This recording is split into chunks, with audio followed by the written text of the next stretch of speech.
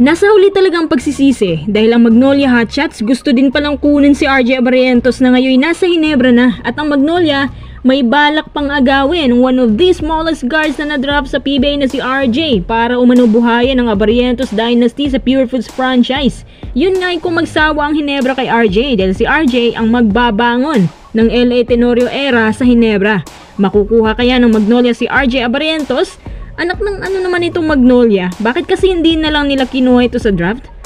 Bago tayo magpatuloy, kung nais susuportahan ang aking channel, just click subscribe and share. Sa mga TikTokers ko dyan, pakibisita naman ang ating profile. Click mo yung showcase at tiyak ako may magugustuhan ka.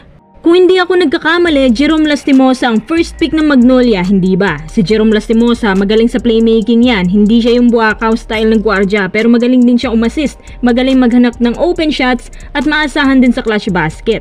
No doubt, bagay din sa first pick to. Consistent at sobra pa sa satisfying ang performance niya. Sinadya nilang kunin si Lastimosa para mabigyang daan ng good shots ni Paulie, ni James Laput, at pati na rin ang kanilang import na si Glenn Robinson.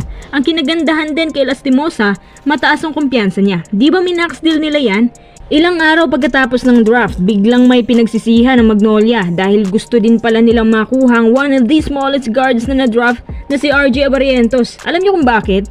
Kung playmaking lang naman ang pag-uusapan, abay ibang level tong si RJ. Hindi yan magiging KBL MVP para lang sa wala. Ibang klase ang IQ na pinapakita ni RJ sa court, at yung passing ability niya 1000%.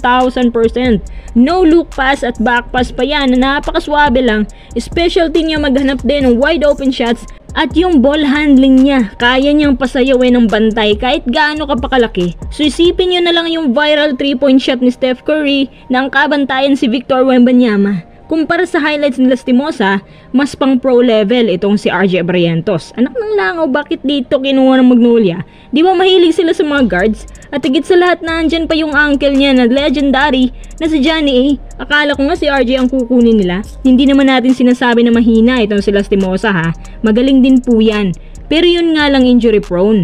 Kung ako sa Magnolia, si RJ ang kukunin ko. Tapos ngayon magsisisi ng Magnolia. Tapos na. Huling-huli na. Plano sana ng Magnolia na ibangon yung Abarientos era para magkaroon ng dinastiya ba? Kasi yung lahi niya pang legendary. Kung gusto talaga nila itong makakuha, bay maghintay na lang ang Magnolia na pumuti ang uwak dahil mas mabigat ang plano ng Ginebra kay RJ kaysa sa kanila. Si LA Tenorio nakakapag-deliver pa naman, pero dahil aging na rin at malapit na magretiro, kaya biglang naghanap agad ang Ginebra na ipapalit sa kanya, at fit na fit sa role na ito, si RJ. Halos parehas lang din ang percentage nila pagdating sa 3-point field.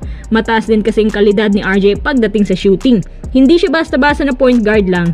Kaya din niyang iset up ang sarili niya at gumawa ng puntos beyond the arc man yan or dribble drive. Sumusugo din yan under the basket, at nakilala siya ng lubos sa KBL dahil nga dyan. Para sa akin, imposible ng pakawalan ng Ginebra to. Kahit gaano pakaliit si RJ sa Ginebra yan magre-retiro. Kasi kapag ayaw na nila, ang daming sasalo sa batang yan, especially Magnolia. Naniniwala ako na madaling maka-adapt sa cone system si RJ. Ito ay ayon kay Coach Tim. Balita ko pa nga may binago si Coach Tim sa system dahil kay RJ at Stephen Holt. At silang dalawa din ang top-notcher sa tune-up nung huling linggo. Magiging exciting ang Ginebra roster ngayon ah. Actually, hindi lang naman Ginebra. Dahil sa dami ng mga nadagdag na potential rookies, mas tumataas pa ang level ng kompetisyon sa PBA. Hindi ko rin nakakalain na papasok pala sila sa PBA. Siyempre yung mga bagong trade na players na ngayon nasa independent team, kapanapanabik din kasi medyo pantay ng distribution nila. Medyo lang naman. Although may mga kwan pa talagang PBA, pero at least may progress na tayo konti. Tanong ko lang mga quiz, if ever na hindi pa tapos ang draft, saan nga ba nababagay si RJ Abarientos? Ginebra or sa Magnolia?